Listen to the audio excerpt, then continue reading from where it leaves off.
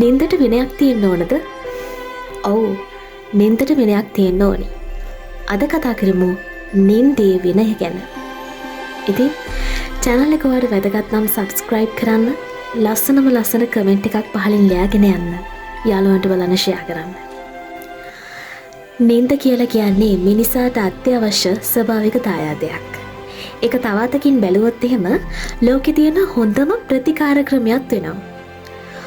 මූලික වශයෙන් මිනිසයාට නින්ද අත්‍යවශ්‍ය වෙන කාරණා කිහිපයක් තියෙනවා.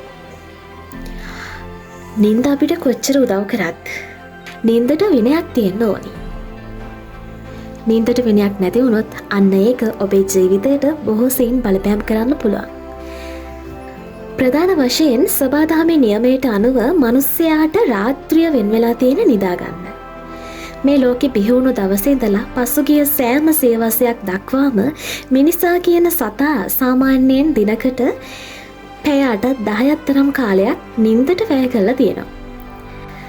මේ තත්ත්වය වෙනස් වෙන්නේ නූතනයේ බලශක්ති ප්‍රභවයේ ජීවිතයට ආදේශ වීමත් සමග. සාමාන්‍ය පුද්ගලයෙක් දවසකට පැය 6-7 අතර නිදා ගැනීම අනිවාර්ය වෙනවා. ඔබ නිදා ගන්න පැය ගණන කොටස් 3කට බෙදෙනවා. නින්දේ පළමු පැය 3, නින්දේ දෙවෙනි පැය 3 සහ නින්දේ අවසාන පැය. අපි කතා කරමු නින්දේ පළමු පැය 3 පිළිබඳව. නින්දේ පළමු පැය 3 කියලා කියන්නේ කායික වෙහෙස සහ ප්‍රතිසංවිධානයට යොමු වෙන කාල පරාසය. නින්දේ දෙවෙනි පැය 3 වෙන් වෙන්නේ මතකය සහ භාවාත්මක ප්‍රතිසංවිධානයට. නින්දේ අවසාන පැය වෙන් වෙන්නේ ප්‍රබෝධ ජනනයට. මෙන්න මේ ආකාරයට නින්ද ප්‍රධාන ආකාර 3කට වෙන් වෙනවා. නින්දේ විනය නැතිවීම මගින් නින්දට ඇබ්බැහි වෙනවා. මොළය සහ ස්නායු පද්ධතියේ විෂමතාවලට මේ නින්දට ඇබ්බැහි වීම බොහෝ සෙයින් බලපානවා.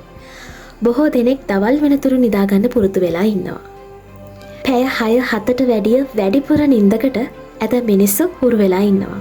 ඒ ඔබේ නින්දට විනයක් නැතිකම. ඉතින් නින්දට විනයක් හදාගත්තේ නැත්නම් දවසක ඒකට වන්දි ගෙවන්න වෙන්නේ ඔබගේ ස්නායු පද්ධතියට සහ මොළයට. ඔයාගේ ජීවිතයට විනයක් හදාගත්තා වගේම තමයි ඔයාගේ නින්දටත් විනයක් හදාගන්න පුරුදු වෙන්න.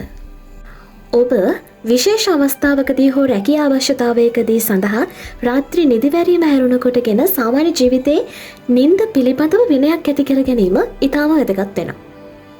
ඉතින් දීර්ඝායුෂ විදින විශිෂ්ට ශක්තිමත් මිනිසෙක් වෙන්නට නම් නින්ද පිළිබඳ විනය ඔබ දැනගත යුතුයි. ඔබ දැනගෙන ඒ විනය ප්‍රගුණ කළ යුතුයි. ඔබට ජය වේවා.